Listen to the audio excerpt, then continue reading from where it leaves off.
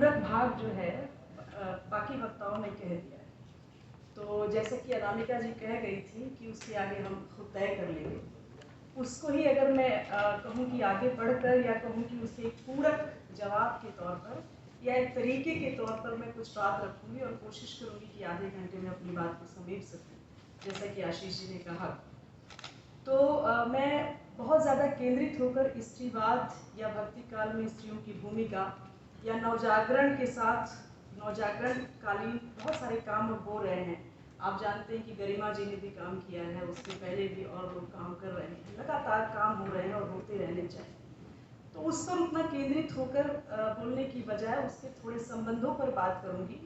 और काम करने के तरीकों पर बात करूंगी। प्रधान सर बैठे हुए हैं और बलराज जी भी बैठे हुए हैं, तो इन लोगों से हम लोगों ने पढ़ा और धीरे धीरे इस चीज़ में नवजागरण एक ऐसा विषय है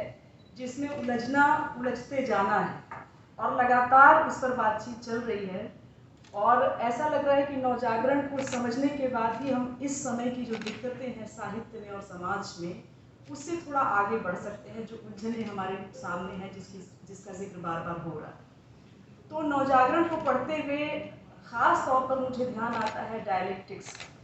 और भी चीज़ों को पढ़ते हुए ध्यान आता है, लेकिन डायलेक्टिकल प्रोसेस के बिना नवजागरण को समझना बिल्कुल ही मुश्किल हो जाता है। इसलिए मैं नामवर जी के उस कथन को याद करूंगी और मैं एंगल्स की किताब है डायलेक्टिक्स ऑफ नेचर, जिसका जिक्र बार बार नामवर जी ने किया भी है और अपने एक लेख में उन्होंने कहा है कि अगर आप डायलेक्टिक्स का इस्तेमाल नहीं करते तो इतिहास इकहरा हो जाएगा। डायलेक्टिक्स का इस्तेमाल करने पर अंतर्विरोध भी आते हैं और डायलेक्टिक्स के साथ ही वो कहते हैं कि जब कॉन्ट्राडिक्शंस भी उभरते हैं, कॉन्ट्राडिक्शन जिसे अंतर्विरोध कहते हैं, फिलॉसफी की भाषा में अंतर्विरोध कहते हैं, तो उस अंतर्विरोध को समझना ज़्यादा ज़रूरी है। क्योंकि होता क्या है कि जब हम डायलेक्टिक्स को समझने जाते हैं तो द्वंद्ववाद को समझने की बजाय हम सार संग्रह करते हैं कि थोड़ा सा उन्होंने भी जो कहा उसको भी रख लेते हैं, थोड़ा सा उन्होंने भी जो कहा रख लेते हैं, थोड़ा दलितवादियों ने ये किया, थोड़ा स्त्रीवादियों ने ये किया, थोड़ा आधुनिक ब्रिटिशर्स आए और कंपनी राज आया तो ये किया, थोड़ा थोड़ा करके हमने कहा कि हमने तो सबको समेटा है और यही है द्वंद्व। तो ये द्वंद्ववाद नहीं है, ये द्वंद्वात्मक भौतिकवाद नहीं है। जो मटेरियल कंडीशन से उपजी हुई जो स्थिति है उसको समझने का ये तरीका सार संग्रहवाद कहलाता है, ये द्वंद्ववाद नहीं हो सकता। और नवजागरण हमारे इतिहास की औपनिवेशिक इतिहास में ऐसी चीज़ है, ऐसी परिघटना है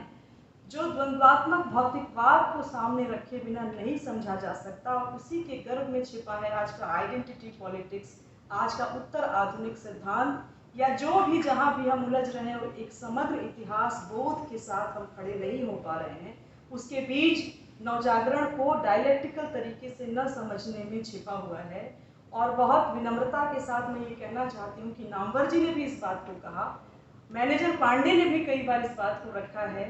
और रामविलास शर्मा ने तो सबसे पहले उत्पादन की पद्धति के आधार पर, दस्तकारों के विकास के आधार पर, आर्थिक नीतियों के आधार पर 1857 से लेकर नवजागरण तक सारी बातें कही, भक्ति आंदोलन पर भी।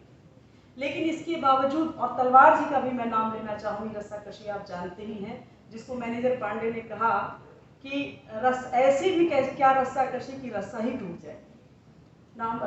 पांडे जी ने कहा इस बात। तो ये सारे लोग इस डायलेक्टिकल पद्धति को जानते थे और इस्तेमाल भी कर रहे थे अपने लेखन में, लेकिन बहुत विनम्रता के साथ कहना चाहूँगी कि उस डायलेक्टिक्स का इस्तेमाल वैज्ञानिक तरीके से इन लोगों ने नहीं किया। रामविलास शर्मा ने सबसे ज़्यादा किया, लेकिन इतने यांत्रिक तरीके से कभी कभी किया कि उसके निष्कर्ष ही कुछ दूसरे निकलने लगे। नामवर जी ने उन सब चीज़ों में से निकालकर कई बार पॉपुलिस्ट लेखन किया नवजागरण। मैनेजर पांडे ने अपनी राजनीतिक पद्धति के आधार पर वर्ग और जाति के अंतर विरोध को लपेट करके किया नवजागरण पर काम। मैं ये नहीं कहती कि मैंने उन लोगों का सारा साहित्य पढ़ा इन आलोचकों का, लेकिन जितना भी पढ़ा है उसको पढ़ते हुए ये समझ मेरी बनती है और मुझे लगता है कि अब हमारा समय जो है इस डायलेक्टिकल प्रोसेस से इस चीज़ को समझने की ज़रूरत पैदा करता है। हमारी मटेरियल कंडीशन जो आज के समय की है वो हमारी ज़रूरत है। जो हमारे युवा आलोचक, जो हम बार बार चिंता करते हैं कि आज हिंदी साहित्य में आलोचक की कमी है, आलोचना जो है वो कटघरे में है, आलोचक नहीं आ रहे हैं और समीक्षाएं तो हो रही हैं दोस्तों मित्रों की, इधर उधर की बातें तो हो रही हैं, लेकिन सही मायने में गंभीरता से आलोचना उभर नहीं पा रही है। इसका कारण यही था कि उन दिनों वे जो बड़े आलोचक हुए, जिनका नाम मैं अभी ले रही थी, वे लोग वैज्ञानिक पद्धति से विश्लेषण का तरीका कहीं ना कहीं जानते और समझते थे। तो इसके बावजूद उनकी अपनी जो भी समस्या हो, उनकी अपनी सीमाएं हो, उनकी आलोचना अलग से की जा सकती है, उस पर भी अलग से बात हो सकती है। लेकिन हमारा ये समय जब वित्त पूंजी के भी बड़े संकट की तरफ है और हमारे लिए बहुत चुनौती है कि आलोचक हमारा कैसा तैयार, तो एक किसी डायलेक्टिकल प्रोसेस को याद दिलाते हुए मैं बात शुरू करूंगी अपनी, और यूरोपियन पुनर्जागरण को थोड़ा सा लूंगी, ज़्यादा समय उस पर नहीं लगाऊंगी वरना विषय से भटकाव होगा। और कई आलोचक कह चुके हैं कि यूरोपियन रेनेसां जो था उससे इसका कोई ख़ास संबंध नहीं है। हालांकि नामवर जी फिर याद दिलाते हैं कि ये यूनिवर्सल हिस्ट्री का एक अंग है, यानी जो हमारे यहाँ का नवजागरण है वो यूनिवर्सल हिस्ट्री का अंग है। सबसे पहले तो नवजागरण हमारे यहाँ आया ही नहीं, मतलब उसको रेखांकित नहीं किया गया। रामविलास शर्मा ने उसको रेखांकित किया पहली बार, भारतीय नवजागरण, और फिर हिंदी नवजागरण और भक्ति काल को लोक जागरण आप लोग जानते ही। तो पुनर्जागरण जो 15वीं 16वीं शताब्दी में यूरोप में हो रहा था, उसके बरक्स उसके आईने में थोड़ा भारतीय नवजागरण, बांग्ला नवजागरण, मराठी नवजागरण, उसके साथ साथ तमिल, और उसके बाद साथ ही साथ उसके अंतर संबंधों को तलाशने की कोशिश करनी चाहिए, हिंदी नवजागरण। तो यूरोपियन नवजागरण जो लगभग 15वीं शताब्दी से प्रकाश में आने लगा था, थोड़ा थोड़ा उससे पहले भी हमें याद कर लेना चाहिए कोपरनिकस को, जिनकी किताब आई the revolutions of heavenly spheres, और ये किताब उन्होंने पहले ही लिख डाली, लेकिन उनकी हिम्मत नहीं थी कि इस किताब को प्रकाशित करवा पाए, और उनके मरने के बाद ये किताब प्रकाशित होती है, क्योंकि उसमें जो ज्ञान विज्ञान के जो तरीके और उन्होंने जो खोज की थी वो चर्च से अलहदा थी, और चर्च से अलगाव की वो प्रक्रिया शुरू हो रही थी यूरोप में, और वो जानते थे कि इसका नतीजा ठीक नहीं होगा। चर्च यानी धर्म से अलगाव का वो पहला दौर था पुनर्जागरण का, जो यूरोपियन जो रेनेसां था। और उसके बाद आप जानते हैं कि गैलीलियो, उसके बाद ब्रूनो, और इसके बाद बहुत सारे लोग, दा विंची की बात हो ही रही थी, रेनेसां मैन जिनको कहा जाता है, जिनके आधार पर हमारे यहाँ टैगोर को भी रेनेसां मैन बताया जाता है। तो उस ज़माने में जब चर्च के पास यूरोप की 1/3 ज़मीन थी, संसाधन था, और उस ज़मीन के खिलाफ लगभग 3 बड़े बड़े आंदोलन, और तब जाकर के फ्रेंच रेवोल्यूशन तीसरे आंदोलन के रूप में हुआ। अभी जब कई लोग ये बात कहते हैं कि सारे आंदोलन फेल हो गए, तो सारे आंदोलन फेल हुए तो बुर्जुआ आंदोलन जब हुआ फ्रेंच रेवोल्यूशन का, और बाद में धीरे धीरे जिस समाज में हम जी रहे हैं, ये भी तो एक बुर्जुआ समाज है जो पूंजीवाद के एकदम बिल्कुल चरम पर आ चुका है। ये एक बार में नहीं आया, इससे पहले कई आंदोलन हुए, फिर पेरिस कम्यून हुआ, उसके बाद सोवियत संघ का आंदोलन, अक्टूबर क्रांति हुई 1917 की, उसके बाद चीन की क्रांति हुई, उसके बाद धीरे धीरे जा करके हम यहाँ पहुँचे हैं जो स्थिर एक बुर्जुआ समाज बना। तो कोई भी आंदोलन जो है वो एक बार ऐसा नहीं होता है, वो एक स्टेप बाय स्टेप ही बढ़ता है। पेरिस कम्यून फेल हो गया, पेरिस कम्यून से तमाम चीज़ें लोगों ने सीखी, उसके बाद सोवियत संघ में अक्टूबर क्रांति हुई। अक्टूबर क्रांति की भी बहुत सारे अंतर्विरोध थे, जिसके बाद आगे चलकर दूसरे तरीके से चीन की क्रांति हुई और हमारे यहाँ स्वतंत्रता आंदोलन का हुआ। तो ये कहना ठीक नहीं है कि सारे आंदोलन फेल हो गए, तो हमारी कोई ऐसी चीज़ थी मनोजगत में हमने बना लिया कि आंदोलन फेल हो। आंदोलन को बनते बनते भी एक समय लगता है। आप समझिए कि चर्च से अपने आप को ज्ञान विज्ञान और तर्क प्रणाली को अलग करने के लिए लगभग 200 सालों का समय लगा। 3 तरह के बड़े आंदोलन हुए, जिसका अंतिम आंदोलन फ्रेंच रेवोल्यूशन था। और इसके बाद बड़े बड़े विचारक जो आए, रूसो की विचारधारा के आधार पर फ्रेंच रेवोल्यूशन हुआ। उसके बाद आप देखिए लेबनीज एक बहुत बड़े वैज्ञानिक आए, फिर उसके वोल्टेयर कितने बड़े दार्शनिक आए, उनके साथ काम करने वाली उनकी सहचरी, उनकी प्रेमिका, लोग उनको जानते ही नहीं हैं। मैडम क्यूरी को तो फिर भी जानते हैं, लेकिन एमिली डू शैटले उनका नाम है, बहुत ही कम लोग, जहाँ भी मैंने जिक्र किया कोई नहीं जानता। न्यूटन को उन्होंने चैलेंज किया, न्यूटन के जो उन्होंने गुरुत्वाकर्षण के बल पर काम किया, उसको उन्होंने चैलेंज किया था। लेकिन वोल्टेयर को तो हम जानते हैं, दोनों ने शादी कर ली, एमिली और वोल्टेयर ने, और एमिली ने उनको चैलेंज किया, न्यूटन की पद्धति को चैलेंज किया, हालांकि वो एक दूसरा। लेकिन मैं ये बता रही हूँ कि यूरोपीय पुनर्जागरण रेनेसां जो था वो बिल्कुल दूसरे तरह की चीज़ थी। इसके बावजूद यहाँ पर उसका असर दिखाई पड़ रहा था। भक्तिकाल पर मैं थोड़ा देर से अभी धीरे धीरे जाती हूँ, लेकिन नवजागरण का जो 20वीं शताब्दी का वो समय था, उस समय औद्योगिक क्रांति के बाद तमाम चीज़ें आ रही थी और उसका असर भारत पर भी दिखाई दे रहा था। पंडिता रमाबाई जाकर के कई लोगों से मिलती हैं यूरोप में, और यहाँ पर चांद का जो अंक निकलता है, जो 1922 में शायद पहला अंक निकलता है चांद का, जिसमें 1922 या किसी समय में जो विदुषी अंक उसका निकलता है चांद का, जो महिलाओं पर केंद्रित विशेषांक निकलता है। और उसकी सबसे बड़ी खासियत ये होती है कि उसमें सारी लेखिकाएं जो हैं, लेखन जो आया है, जो आर्टिकल्स आते हैं, वो महिलाओं के ही रहते हैं, चांद के विदुषी अंक। और उसके बाद 1927 में अछूत अंक और फांसी अंक भी निकल चुका है, जो कि अंग्रेजों ने प्रतिबंधित कर दिया है। तो इस तरह से 1917 में मॉन्टेग्यू से मिलने के लिए भारतीय भद्रलोक की महिलाएं जाती हैं, स्त्रियों की आज़ादी और उनके अधिकारों के लिए। तो हमें याद करना चाहिए कि 1915 में ही स्विट्जरलैंड के बर्न शहर में महिलाओं का एक बहुत बड़ा सम्मेलन होता है, जो युद्ध के विरोध में महिलाएं इकट्ठा होती हैं। और वहीं से आगे चलकर ये नारा निकलता है, ब्रेड एंड रोजेस का,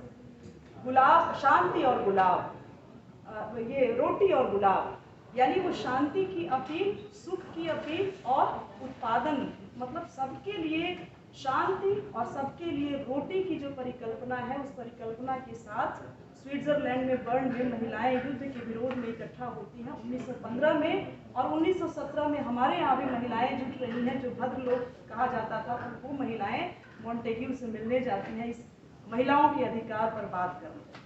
तो ऐसा नहीं होता है कि कहीं पर कोई चीज़ हो रही है और ज्ञान विज्ञान के और प्रकाशन के संस्थान खुल चुके हैं, तो यहाँ पर उसका असर न दिखाई पड़ता। कई बार मैं विद्वानों को पढ़ती हूँ तो बहुत, या तो बहुत आत्महीनता के साथ, या तो बेहद ही अलग काट करके कि भारतीय परिस्थिति तो बिल्कुल दूसरी है, भारत की स्थिति तो बिल्कुल दूसरी है, भारत में ये नहीं हो सकता, भारत में चूंकि ये स्थितियाँ थी, भारत की संस्कृति अलग है। हर देश की संस्कृति अपने अपने तरीके से अलहदा और अलग है, हर देश का अपना एक मौलिक तत्व है। तो इस आधार पर ये नहीं कहा जा सकता कि उसका विकास बिल्कुल अलग ही तरीके से होने लगे। उसके विकास में एक अंतर संबंध पूरी दुनिया का भी जुड़ा होता है। भक्ति काल तक तो वो प्रकाशन की चीज़ें नहीं थी जो बाहर से आ रही हों, उस समय लोग पढ़ रहे हों। भक्ति काल पर बजरंग जी ने इतने बेहतर तरीके से महिलाओं के रोल को भी बताया है, और जितना मैं पढ़ती हूँ मुझे अभी इतिहास में वो चीज़ दिखाई नहीं पड़ती है कि जो महिलाओं को लेकर के उसमें बात कही गई है। खुद महिलाओं का जितना लेखन आता है, कुछ लेखन जैसे मीरा को आप जानते हैं, बहिना बाई को आप जानते हैं, और भी आंडाल, अक्क महादेवी, ललद्यत वगैरह को आप जानते हैं, ये सारी चीज़ें चर्चा में हमारे रहा करती हैं। और उसके बाद आप देखेंगे कि इन महिलाओं को कैसे संघ की कैटेगरी में हम रखते हैं, और उसी का अगर अगला रूप माना जाए रामविलास शर्मा के आधार पर, क्योंकि वो लोक जागरण कहते हैं और हम नव जागरण में आते हैं, तो वहाँ भी आप देखते हैं कि नैतिकता की कसौटी महिलाओं को बनाया जाता है। अगर नए बच्चे हैं और बाकी लोग हैं वो जानते होंगे, चारू गुप्ता की जो किताब आई, sexuality, obscenity, women Muslims and Hindu public in colonial India, Charu Gupta की जो किताब आती है। एक और किताब उनकी आती है 2012 में, स्त्रीत्व से हिंदुत्व। उस किताब में भी उन्होंने, हालांकि थोड़ी वो बाइनरी एक तरफा किताब जाती है, लेकिन वो बताती हैं कि किस तरह से स्त्री का शरीर, स्त्री को मानक बनाकर हिंदी नवजागरण जो है वो हिंदू नवजागरण की तरफ इंक्लाइंड हो जाता है। इसलिए वो स्त्री के जो सवाल और बहुत सारे तथ्य, बहुत सारी इंफॉर्मेशंस जो इसके पहले से सत्र में अनामिका जी ने दिए, और भी शंभुनाथ जी बैठे हैं उन्होंने बताए, बजरंग जी हैं उन्होंने जो जाहिर किए, तो उसको मैं छोड़ती हूँ। और जहाँ थोड़ा रेफरेंस बढ़ेगा उसी आधार पर मैं डायलेक्टिकल प्रोसेस से नवजागरण का अध्ययन कैसे किया जाए और उसके रूट्स में कैसे आज की समस्या छिपी हुई है, इसी की तरफ एक छोटा सा इशारा करते हुए बात खत्म करूँ। तो सबसे पहले रामविलास शर्मा को जब लेते हैं तो उत्पादन संबंध के आधार पर उन्होंने महावीर प्रसाद द्विवेदी वाली किताब हो, चाहे भातेंद्र हरिश्चंद्र को लेकर के जो उन्होंने किताब लिखी, या और भी जो किताबें नवजागरण पर उन्होंने लिखी, उत्पादन संबंध को उन्होंने पहली बार आधार बनाया। जितने हिंदी के विद्वानों को, आलोचकों को मैं पढ़ती हूँ, उत्पादन संबंध यानी कि उस जमाने का उत्पादन के साथ मनुष्य का रिश्ता क्या है। अब हम जब बात करते हैं तो हम कहते हैं कि भक्ति काल में भी सामंतवाद था, भक्तिकालीन कवि भी सामंतवादी प्रवृत्तियों से लड़ रहे थे, इधर प्रेमचंद भी फिर सामंतवादी प्रवृत्तियों से ही लड़ रहे थे, और आज भी हमारे राजनीतिक जो पार्टियां हैं वो कहती हैं अभी भी सामंतवादी प्रवृत्ति। दलित आलोचक भी कहते हैं कि अभी भी सामंतवादी प्रवृत्ति।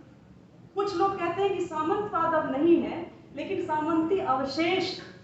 अब सामंती अवशेष अगर बचे हुए हैं तो उन सामंती अवशेषों से लड़ने के लिए हम पूरी ताकत तो नहीं लगाएंगे, बल्कि 70% ताकत जो है वो पूंजीवादी ताकतों से लड़ने के लिए लगाएंगे, न कि सामंती अवशेषों से। उसके लिए 30% लगा सकते, अगर मैं इस रूप में कहना चाहूँ। लेकिन चूंकि अभी सामंतवाद को कहते रहने में फायदा बहुत है, क्योंकि अलग अलग रूपों में जिस तरह से सरकारें आ रही हैं, वो धर्म का जिस तरह से बाजारीकरण कर रही हैं, पुरानी प्रवृत्तियों का जिस तरह से आधुनिक रूप में बाजारीकरण कर रही हैं, तो उसमें बात करना आसान है सामंतवादी चीज़ों को लेकर। मैं ये नहीं कह रही कि पुरानी और पिछड़ी पद्धति अभी यहाँ नहीं है, लेकिन सामंतवाद जब हम बोलते हैं तो ध्यान रखना चाहिए कि वो एक पारिभाषिक शब्दावली, कहने को हम कहते हैं कि आपके भीतर सामंती प्रवृत्तियाँ हैं, लेकिन सामंतवाद उसे कहते हैं जब वहाँ जो मजदूर है वो ज़मीन से बंधा हुआ होता था, उसे खाने पहनने की उतनी दिक्कत नहीं होती थी, रोजगार का उसका उतना संकट नहीं होता था, चाहे यूरोप में रहा हो चाहे भारतीय सामंतवाद हो, तो वो ज़मीन से बंधा हुआ होता था, ज़मीन से छोड़कर वो नहीं जा सकता था, इसीलिए उसे श्रमिक कहते थे, और उसके श्रम को श्रम ही कहा जाता था जो सामंतवाद से बंधा हुआ था, यानी ज़मीन से वो टाइट था, बंधा हुआ। पूंजीवाद में जब हम प्रवेश करते हैं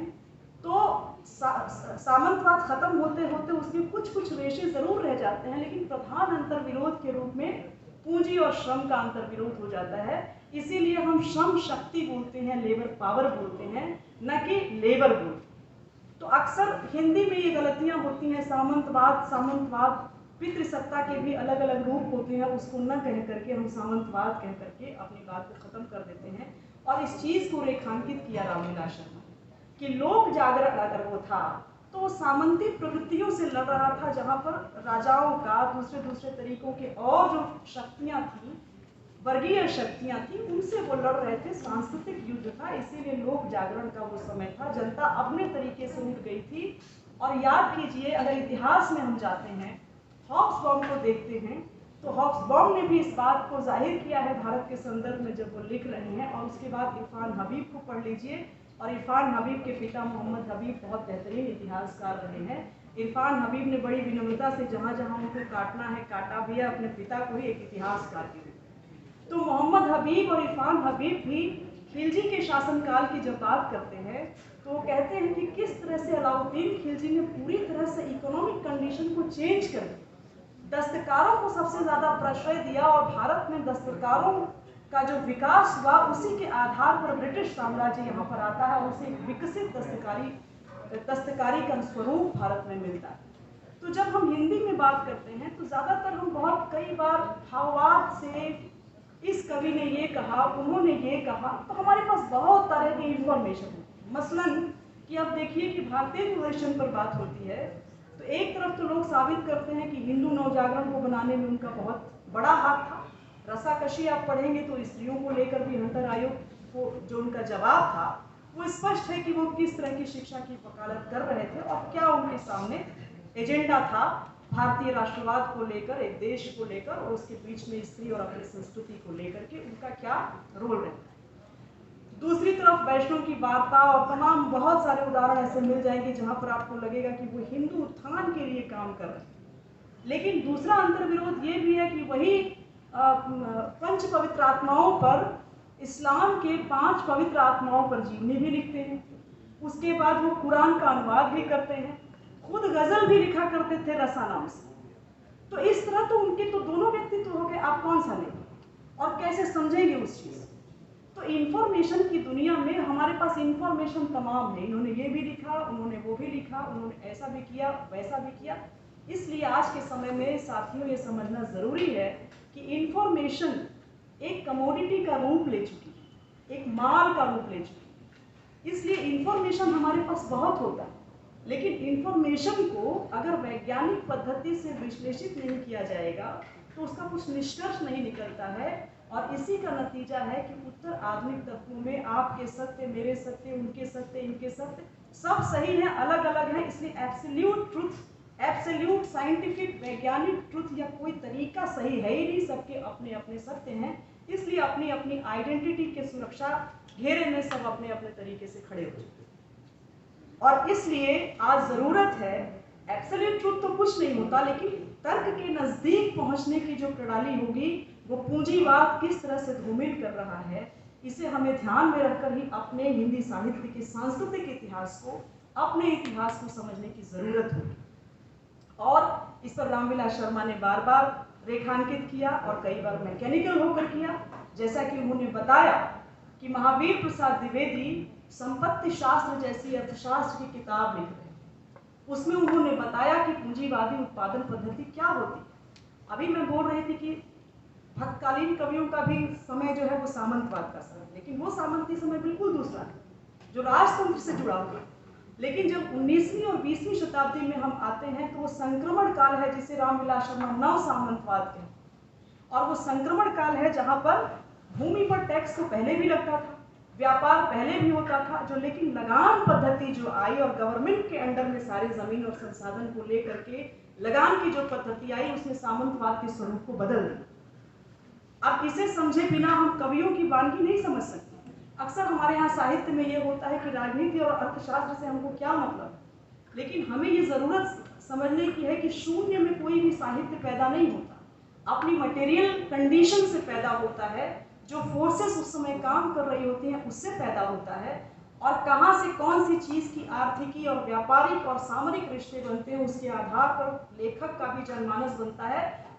हालांकि वो उससे आगे की बात कहता है, लेकिन उसका जनमानस उसको लेकर ही चला करता है। इसलिए हिंदी के आलोचकों को इन सब चीज़ों के अध्ययन के बगैर तो हमारे पहले के आलोचक करते आए हैं, रामविलास शर्मा, नामवर सिंह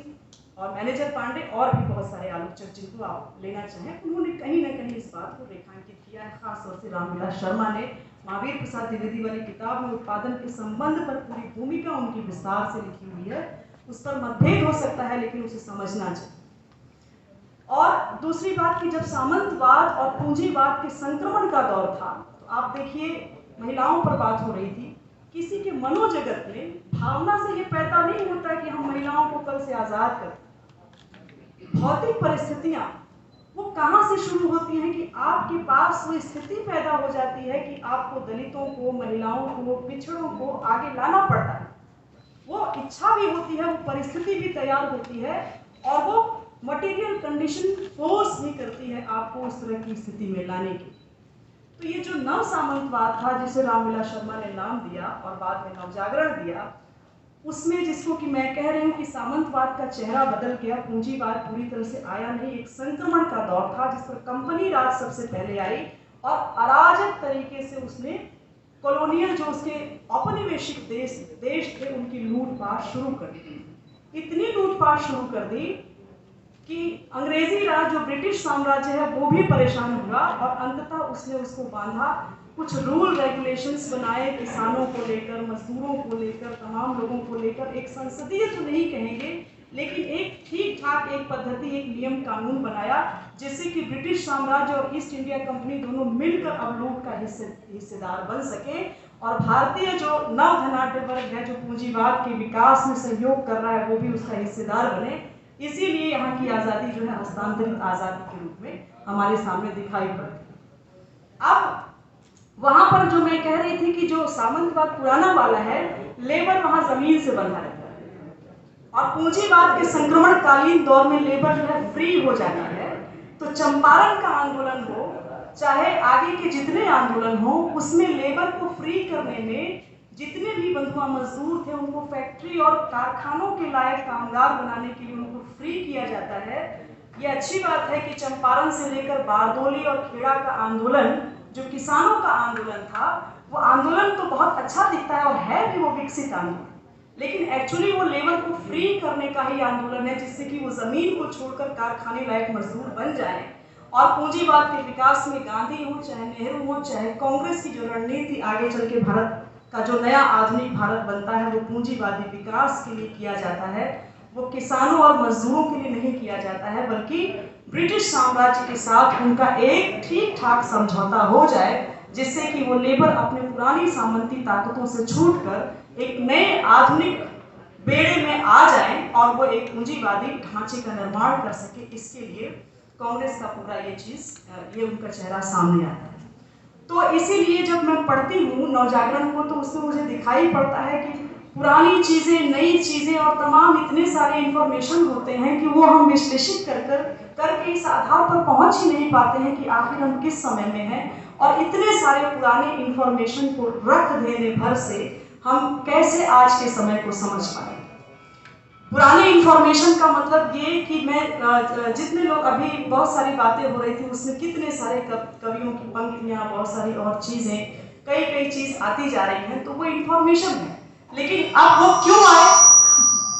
क्यों, माइक थोड़ा दूर कर लीजिए।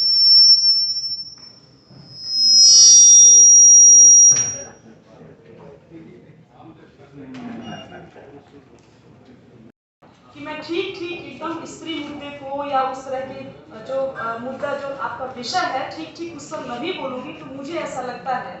और जितना भी मैं पढ़ती और समझती हूँ, मुझे ये लगता है कि उस चीज़ को समझने के लिए भी उसका एक तरीका पहले हमें ढूंढना होगा कि विश्लेषण की पद्धति क्या हो।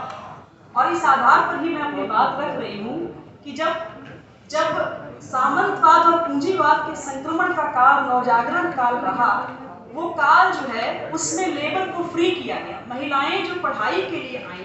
स्त्री शिक्षा पर आप देखेंगे कि कितना सारा काम हो रहा है। और वहीं पर हमें ये भी देखना है कि हमारा नवजागरण कहाँ फंसा हुआ है। बंगाल के नवजागरण से पीछे हमारा नवजागरण ऐसी जगह फंसा हुआ है, जो हमारे विचारक हैं, जो हमारे सुधारक हैं, जिसमें कि भारतेंदु हरिश्चंद्र से लेकर महावीर प्रसाद द्विवेदी तक, ये जो विचारक हैं वो इस बात में उलझे हुए हैं कि जो औपनिवेशिक शक्तियां हैं वो अपने ज्ञान विज्ञान से हमारे लोगों को अपनी तरफ खींच ले जाएगी और महिलाएं उनकी कसौटी में। दूसरी तरफ उनके ऊपर मटेरियलिस्टिक फोर्स, ये प्रेशर ये पड़ रहा है कि उन महिलाओं को थोड़ा पढ़ाने की भी जरूरत है, और इसलिए वो इस तरह की पढ़ाई पर बल दे रहे हैं जिसमें महिलाएं अपने पति को थोड़ा ठीक रख सकें, उनके बिजनेस व्यापार, उनके खान पान का ध्यान रख सकें, बच्चों को थोड़ा ठीक ठाक पाल सकें, साफ सुथरा रख सकें। इस तरह की शिक्षा, सिलाई वगैरह करके कम में कैसे रहा जा सकता है, कैसे किसी के सामने प्रेजेंटेबल होना है, इस तरह की शिक्षा, यही शिक्षा उस समय दी जा रही है। हालांकि उनको थोड़ा यूरोपियन चीज भी खींच रही है और थोड़ा सांस्कृतिक जो भारतीय अस्मिता जिसको कि स्त्रियां जिसकी कसौटी के लिए बनाई गई, वो भी उन पर प्रेशराइज कर रहा है। इस बीच में वो फंसे हुए। रामविलास शर्मा जब संपत्ति शास्त्र पर लिखते हैं तो मुझे याद नहीं आता है कि वो कहीं बहुत ज्यादा राधा मोहन गोकुल का नाम नहीं लेते हैं। राधा मोहन गोकुल पर भी मैं ज्यादा नहीं बोलूंगी, क्योंकि अगले सत्र में या आगे समीर जी आने वाले हैं जो उस पर बोलते हैं, उनका काम भी इस पर रहा है। तो राधा मोहन गोकुल की जो किताब है देश का धन, इकोनॉमिक्स पर इतनी बेहतरीन किताब मैंने हिंदी में नहीं पढ़ी। रामविलास शर्मा उसका जिक्र ज्यादा नहीं करते, नहीं के बराबर करते।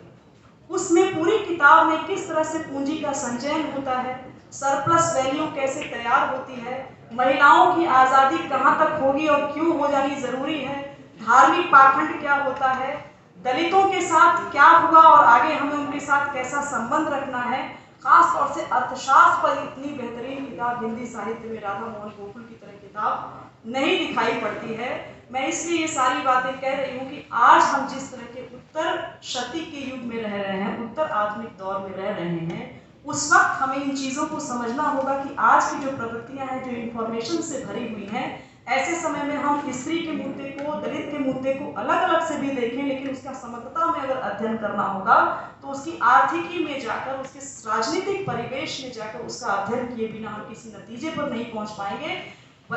हमारे पास इंफॉर्मेशन बहुत होगी कि स्त्रियों ने उस समय में भी इतना कुछ रच दिया, स्त्रियों आज भी बहुत सारा रच रही है, लेकिन एक समग्र पूरा पिक्चर हमारे सामने नहीं आ पाएगा। इसलिए हमारी आलोचना पद्धति भी बाधित होगी और आलोचना का विकास इस तरह से नहीं हो पाएगा। तो संपत्ति शास्त्र पर तो वो लिखते हैं, लेकिन देश का धन पर वो नहीं लिखते हैं। हालांकि देश का धन जो भी यहाँ बैठे हैं उनको पढ़ना चाहिए। आश्चर्यजनक रूप से उस समय वो सारी चीजें लिख रहे हैं जो इकोनॉमिक्स का, एक कोर इकोनॉमिक्स का व्यक्ति हो सकता है अपनी सीमाओं के बावजूद उन्होंने, और उसके पहले और भी किताबें आ गई हैं, लेकिन वो एक भाववादी ढंग से लिखी गई किताबें हैं। संपत्ति शास्त्र भी उस तरह से बिल्कुल सैद्धांतिक किताब नहीं है जिस तरह से देश का धन किताब। सरप्लस वैल्यू किस तरह से निचोड़ा जा रहा है, कितना समय लेबर का होना चाहिए और महिलाएं क्यों छूटनी चाहिए, महिलाओं पर बात हो रही है तो महिलाओं पर कोई ऐसा भाववादी ढंग से ये सोचने की जरूरत नहीं कि किसी ने आया और महिलाओं पर उद्धार किया, महिलाओं की स्त्री शिक्षा पर बल दिया, बल्कि जो मैं बात कहना चाहती हूँ कि फ्री लेबर में जैसे लेबर को फ्री किया गया वैसे ही महिलाओं को फ्री करने की पूंजीवादी जरूरत थी। उस समय जरूरी था कि महिलाएं घर से बाहर निकलें और भद्रलोक की महिलाओं को बाहर निकाला गया। श्रमिक वर्ग की जो महिलाएं थी वो ऑलरेडी बाहर थी, उनको भी फ्री लेबर के तौर पर इस्तेमाल करने के लिए पूंजीवाद में उनको खोला गया और ये हमारे विकास का एक पहला चरण था जिससे कि देश का एक पूंजीवादी डेवलपमेंट हो सके। और आज भी जो हमारे यहाँ देश का जो पूंजीवादी मॉडल है वो एक पिछलग्गू, जिसको कि दलाल पूंजीवाद कहते हैं, जिसको कि पिछड़ा पूंजीवाद कहते हैं, वही है और उसी का नतीजा, उसी का रिफ्लेक्शन हमारे लिटरेचर में दिखाई पड़ता है। और यही वजह है कि हम थोड़ा सा ये भी लेना चाहते हैं, थोड़ा सा वो भी लेना चाहते हैं, थोड़ा सामंतवाद से भी लड़ रहे हैं, थोड़ा पूंजीवाद से भी लड़ रहे हैं, ठीक नवजागरण की तरह की जैसे साम्राज्यवाद से भी लड़ रहे थे, सामंतवाद से भी लड़ रहे थे, लेकिन एक मुकम्मल तस्वीर की तरफ जाते जाते भी जो हमारे यहाँ की सेक्युलर ताकतें थी जिसने सत्ता का हस्तांतरण करके जिस तरह का देश का डेवलपमेंट किया, उसका एक पूरा एक मतलब एक गड्ढमगढ़ स्थिति बनी और वही स्थिति आज में रिफ्लेक्ट हो रही है। इसीलिए उसका बार बार जब लोग कहते हैं कि नहीं साहित्य जो है वो समाज राजनीति और आर्थिकी से अलग है, तो वो अलग नहीं है। संपत्ति शास्त्र और देश का धन मैं इसीलिए संकेत कर रही हूँ कि उसको समझे बिना, उस समय की स्थिति को समझे बिना, जब मजदूर और किसान और महिलाएं खड़े हो रहे थे। 1917 की एक घटना है जिसमें कि इक़्तिदार खान एक इतिहासकार रहे, इरफान हबीब की ही तरह के इतिहासकार रहे, कम लोग उनको जानते हैं। उन्होंने बताया कि जब रीतिकाल में श्रृंगार परक रचनाएं रची जा रही थी, तब जो खेत में काम करने वाली महिलाएं थीं, वो खेत में काम करने के साथ साथ जब उनके फसल का एक बड़ा हिस्सा जमींदार ले जाता था या शासक वर्ग ले जाता था, तो वो अपने पतियों के पीछे उनके बंदूकों में उसको ठीक करने का काम, उसमें गोली भरने का काम भी करती थी और लड़ती थी। वो खेती भी करती थी, उनके साथ लड़ती भी थी कि हमारी उपज का ये हिस्सा शासक वर्ग न ले जा पाए। जबकि दूसरी तरफ भक्ति काल में जो श्रृंगार परकता आई और आगे चल के जो रीति काल में तब्दील हुई, वहाँ पर धीरे धीरे उसमें एक तब्दील, वो श्रृंगार परक जो है दूसरे वर्ग की महिलाओं का जो प्रयोग हुआ, उसमें श्रृंगार परक रचनाएं लिखी गई। ये हमारे हिंदी साहित्य में इस तरह से नहीं है। तो शायद मैं अपनी बात उस तरह से पता नहीं समझा पाई कि नहीं समझा पाई, लेकिन कहना ये है कि ये नवजागरण के साथ भक्ति आंदोलन का जो संबंध है उसको सामंतवाद के साथ समझकर, पूंजीवाद के साथ उसके रिश्ते को समझकर और उसी आधार पर आज के पूंजीवाद की पड़ताल करके ही साहित्य की रचना की जा सकती है। और नवजागरण में ही वो बीज छिपे हुए हैं जिससे हम आज के उत्तर आधुनिक समय को समझ सकते हैं, जो तमाम धाराओं के सत्य होने के बावजूद समग्रता में चीज़ों को पकड़ने में अभी पूरी तरह से उस पर काम नहीं कर पा रहा है। और सबके अपने अपने सत्य के होने के साथ साथ समग्र जो ट्रुथ होता है, लॉजिक होता है, जो पुनर्जागरण कालीन यूरोपीय रेनेसां में जो चीज़ हुई उसका जो असर भारत पर पड़ा वो एक तरह से खिचड़ी किस्म का या गटनगढ़ किस्म का असर पड़ा।